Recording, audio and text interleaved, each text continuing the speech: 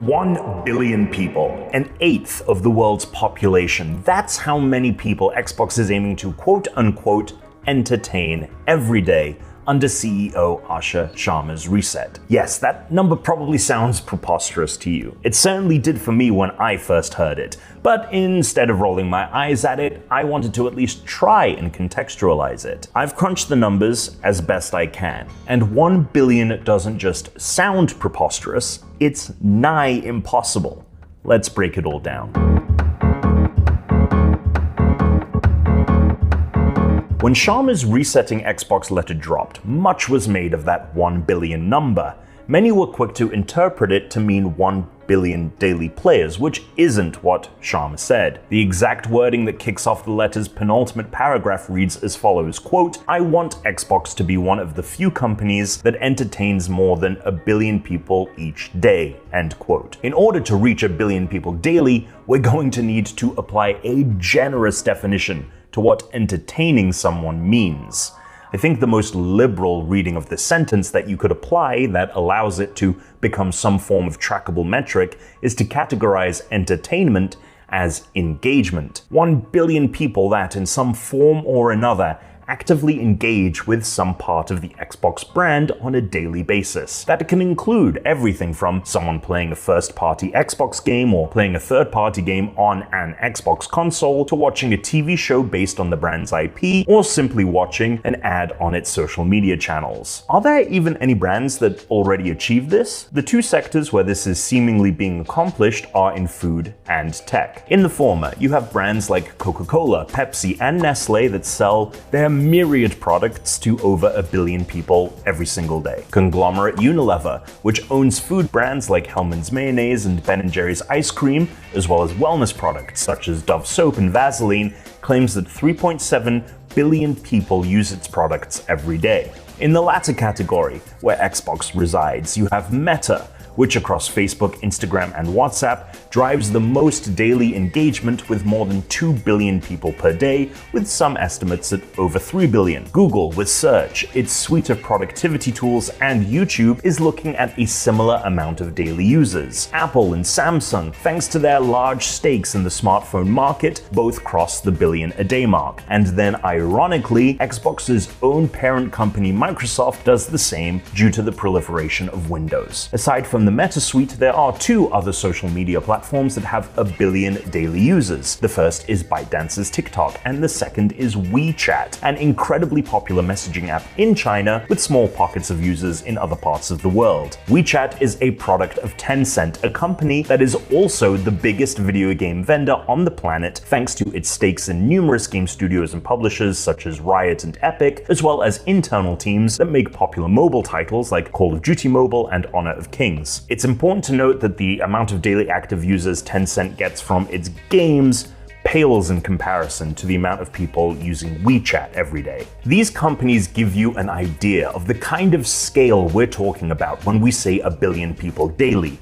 They're either online platforms that people can access for free, or products so pervasive in daily life that a large swath of the world's population can't really escape them. I think it's important to note that no brand that's primary focus is entertainment, such as Disney or Nintendo, is in this small group. So how does Xbox get into the club?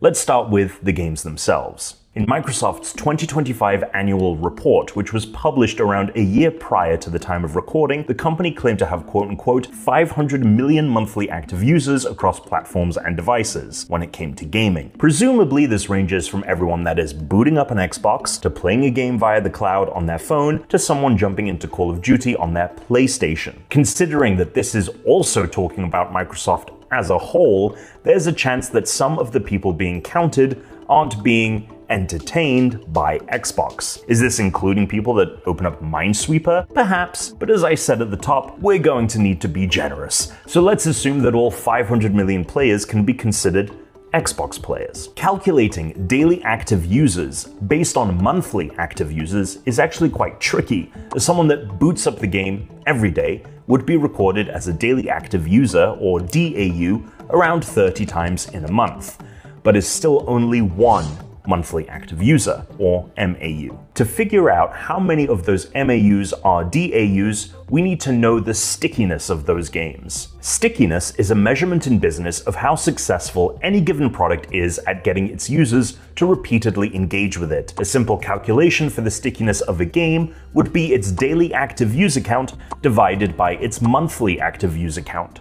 For example, if a game had 10,000 DAUs and 100,000 MAUs, it would have a stickiness of 10%, meaning every month, around a tenth of players logged in every day. That means if we don't know the DAUs, but we know the MAUs and we have an idea of how sticky these games are, we can calculate that missing statistic. Now, a game's stickiness is going to depend on the game itself. There are games at Microsoft, such as Activision Blizzard's World of Warcraft and King's Candy Crush Saga, that heavily incentivize players to return to them over and over again, and therefore likely have a relatively high stickiness, as opposed to something like Double Fine's Keeper, which is a game you can complete in a couple of hours. Since we're being generous, let's use a high stickiness of 20%. That would give Microsoft a daily active user count of 100 million gamers. Again, a game that can retain a stickiness of 20% every month is on the highest end of retention. So 100 million is a very liberal calculation, and still only a tenth of a billion. Xbox has grand ambitions to grow its daily active users, which in a prior letter to the company from Sharma was cited as the brand's new North Star. It hopes to accomplish this focusing predominantly on its most popular IP, publishing those titles faster while turning its most prevalent games into bigger market competitors, with a report from GameFile stating that Sharma is looking toward DAU juggernaut Roblox as a source of inspiration. In February of this year, Roblox published a report that cited the platform's daily active user count at 144 million. Microsoft has never confirmed Minecraft's daily user count, but third-party analytics have the game peaking at a little over 60 million daily active users in 2025. If accurate, that would mean Minecraft would need to double its peak DAU count to be in the realm of where Roblox is operating. Therefore, in the spirit of generosity, let's say in the future, Microsoft is able to double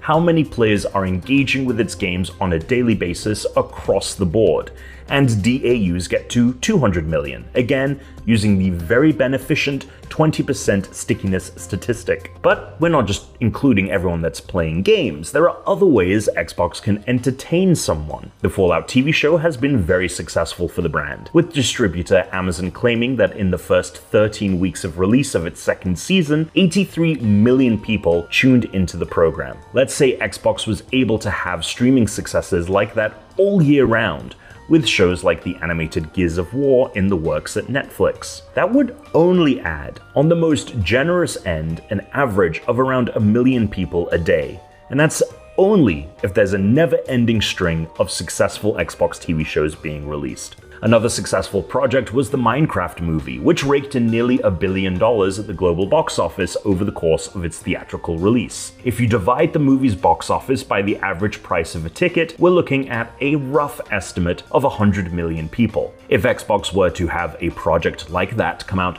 every quarter, that would, on average, result in only around another 1 million people every day. Let's look at engagement with Xbox Online. Across all of the brand's social platforms, it's sitting at around 70 to 75 million followers currently. If everyone that followed Xbox across all its various online outlets engaged with something from the brand every day, whether it be a trailer, live stream, or meme post, that would give Xbox a boost for this stat that we're trying to build toward. But it's still ultimately a drop in the bucket. A big drop, but a drop nonetheless. And many of the people following Xbox on one platform also follow them on another. So the amount of daily active users you could count from this is actually much smaller than that 70 to 75 million number. Plus, the parameters for entertaining someone are being stretched incredibly thin at this point. There are other points of engagement we could bring up. Skins in Fortnite and Rainbow Six Siege, merchandise like hoodies and action figures, third-party hardware sales from brands such as 8BitDo and Turtle Beach, and people buying the Minecraft movie digitally or on Blu-ray. But again, the quantities we're talking about needing to pump Xbox's numbers to that billion mark are in no way, shape, or form realistic. Like the companies that do cater to a billion people daily, Xbox's touchpoint for entertainment is going to be driven by its core business of games, which is a small slice of a larger market that is growing incrementally year over year. If Xbox is to entertain a billion people daily, we won't see that occur for a long time. And that's if the market doesn't suffer a major crash. If this video has felt absurd to you, that's because it is. I felt absurd writing it. An absurd video for an absolutely absurd statistic. But absurd has become the new normal for the gaming industry, with record layoffs and studio closures, multi-million-dollar live service projects that are shut down in the blink of an eye, surging component costs that are making it much harder for people to own hardware, and generative AI, the same tech that is driving said component costs, being looked toward by many in the industry that control its purse strings as some kind of magic wand that is going to fix the woes of game development. Unfortunately, operating in the absurd has become an incredibly effective tool in modern times to drum up investment for a company, particularly in the tech sector. The world's richest man, Elon Musk, has used it for all of his business ventures, his company SpaceX having recently gone public with the goal of putting thousands of people in a lunar colony and building data centers in space over the next 10 years, despite the fact that he had previously claimed we'd already have people visiting Mars by now. Adam Neumann, the man behind WeWork, is famous for saying a lot of truly outrageous things, including the fact that he wanted the business WeWork to be the new family of 150 million orphans around the world. Neumann's eccentricity was a lightning rod for investment into WeWork for many years, with the CEO of the company's primary investor, SoftBank, telling Neumann that he had been, quote, not crazy enough. That CEO, Masayoshi-san, is also the same person that recently said, quote, it's blasphemy against AI if you say it's a bubble. I'm not aware of the intricacies of the business reality that Xbox finds itself in, but it's hard to imagine Xbox needing to entertain a billion people every day for it to be a successful business. However, I do think those running it need to be realistic about its prospects. Unless the plan really is, as some outlets have reported, to spin it off or find some other corporation to take it off of Microsoft's hands. In which case, that billion people entertained metric is not a sign of the brand's potential, but of its desperation.